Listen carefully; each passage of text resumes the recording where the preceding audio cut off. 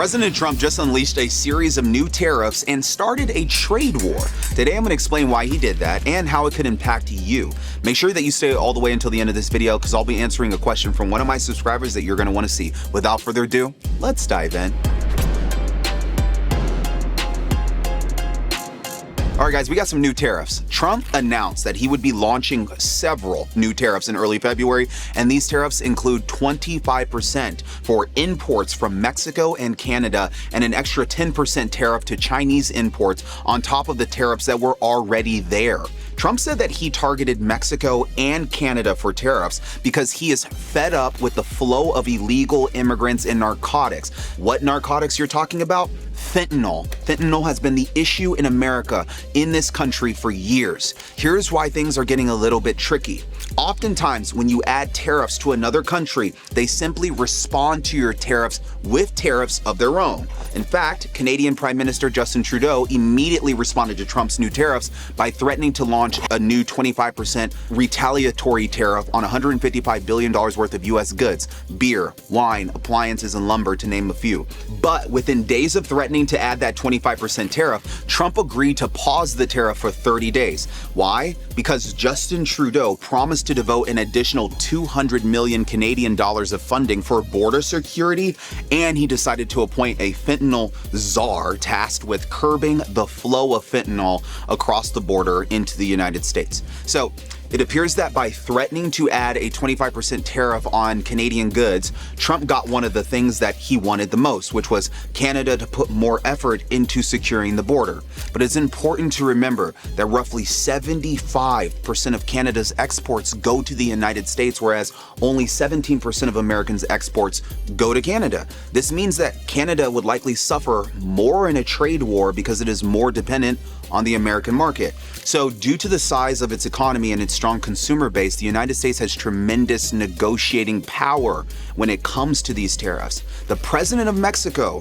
Claudia Sheinbaum, she threatened retaliatory tariffs at first after hearing that Trump wanted to impose 25% tariffs on Mexican imports. But she too quickly changed her mind and promised to rush 10,000 National Guard troops to the Mexican-U.S. border to try to reduce the flow of fentanyl and illegal immigrants. Now, as a result, Trump agreed to pause the tariffs for 30 days with Mexico. Fentanyl is a big problem in America, guys, and in fact, it accounts for roughly 70% of the 100,000 drug overdose deaths that take place in America every single year. Sadly, the United States has the highest rate of drug overdose deaths out of any country in the world. With so many Americans dying from fentanyl overdose, it is not surprising that Trump is trying to do this as quickly as possible and why he's putting these tariffs in place. However, some people were surprised that he put equal 25% tariffs on Canada and Mexico in relation to fentanyl, considering only 0.2% of the illegal fentanyl seized by authorities coming into the U.S. is seized at the Canadian border.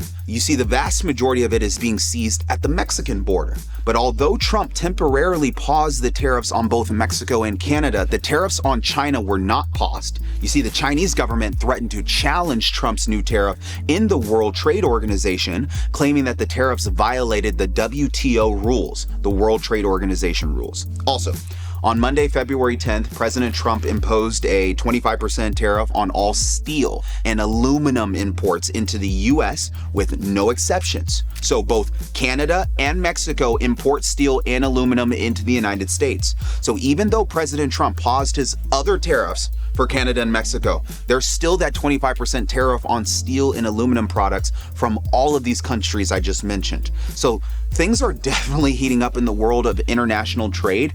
And you might be wondering, well, Karlton, why is all this happening right now? You see, during President Trump's campaign, President Donald Trump repeatedly discussed a desire to increase American use of tariffs. On several occasions, he brought up the fact that America did not used to have income taxes, and instead we relied heavily on tariffs to generate tax revenue.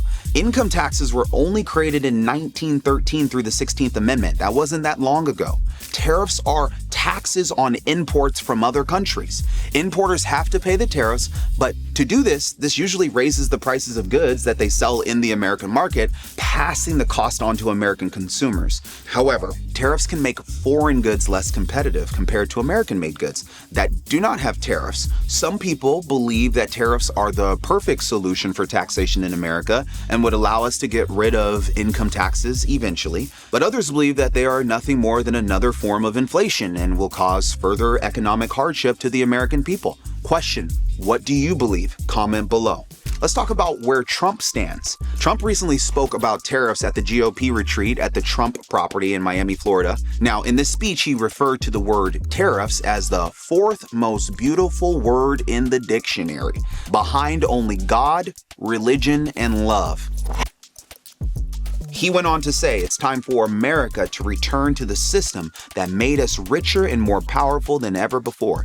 Did you know that the United States from 1870 to 1913, all tariffs, and that was the richest period in the history of the United States, relatively speaking. He also said, under the American First model, as tariffs on other countries go up, taxes on American workers and businesses will come down. A massive number of jobs and factories will come home. The job creation will be enormous. So what does this mean? It means that Trump believes he can use tariffs to reduce income taxes for American citizens. Guys, as a result, there is a very good chance Trump will scale up his use of tariffs as a means of generating revenue for the United States. I mean, he said it right in your face in a speech. He wants us to go back to the tariff-based system that we were using in the late 1800s and in the early 1900s. But will Trump replace the income tax with tariffs? It has been over 100 years since America has relied on heavily using tariffs to generate its revenue, and times have changed a lot since then. The expenses of the federal government has also increased dramatically since the late 1800s, thanks to programs like, Social Security and Medicare. So yeah, relying heavily on tariffs will most likely not be as easy as it was in the past. And quite frankly, right now, it's unclear whether or not Trump has a chance of replacing the income taxes with tariffs. He believes it is best for the American people and in the interest of everybody, but how is it going to work? In addition to ramping up his use of tariffs, he is also deploying the Department of Government Efficiency, aka DOGE, to dramatically reduce government waste. But if you've seen the news at all lately, you might have noticed that DOGE is moving extremely quickly to get to the bottom of where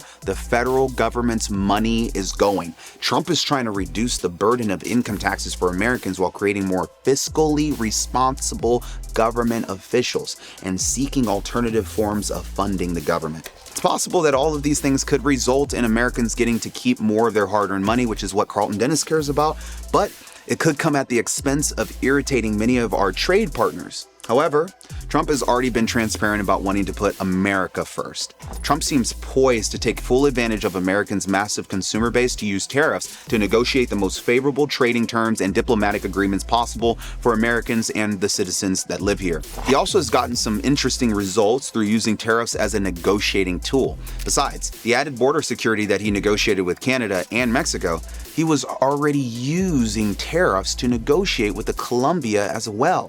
Trump threatened a 25% tariff on Colombian imports after the president of Colombia, Gustavo Petro, refused to authorize 2 deportation flights that were carrying Colombian nationals deported from the United States. He's not playing, guys. After Trump threatened that 25% tariff, the president of Colombia quickly changed his tune and accepted the migrants back into Colombia. You see, this incident with Colombia is a perfect example of the negotiating power that tariffs possess and Donald Trump. By using tariffs more heavily, Trump is able to leverage the power of the American consumer market without having to use military force, which I like. Tariffs also help to protect American companies and industries while incentivizing companies to produce their goods in the United States, creating more jobs for Americans. With so many benefits, it's easy to see why Trump referred to tariffs as one of the most beautiful words in the American dictionary. Now, here's a question from one of my subscribers. I get these questions that come in all the time. I just choose one of the subscribers that I have to answer to.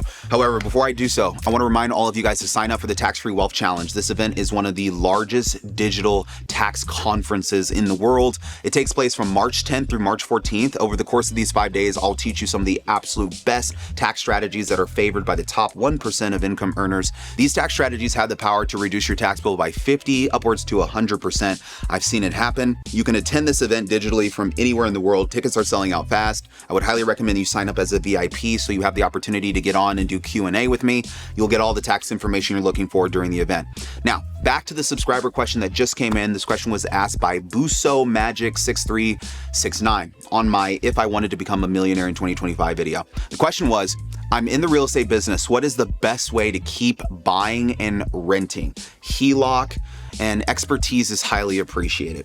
So if you want to keep buying and renting, what I would highly recommend that you're doing is stay in the renting space and not keep your expenses too high. What ends up happening is as you start acquiring assets, you'll start to want to change the way in which you're living. You start spending a little bit more on yourself. But if you can keep your budget relatively low, you can continue to stay in acquisition mode. And by leveraging HELOCs or by leveraging cash out refinances relative to the interest rates, you'll be able to pull equity out of your properties over time and reinvest to continue to build your portfolio. This is exactly how I built my portfolio. And then once you get to a place where you feel comfortable, what you'll slowly start to do is you'll start to pay off assets. So that way you get out of being so leveraged, but you're able to get the tax benefits the entire time. If you need any help in finding the right rental properties to offset your taxes, look no further than Tax Alchemy. Click on the links below to schedule a complimentary consultation. To everybody else, thank you so much for watching this video. You know what to do. Like, comment, subscribe. I will see all of you on the next video. Cheers.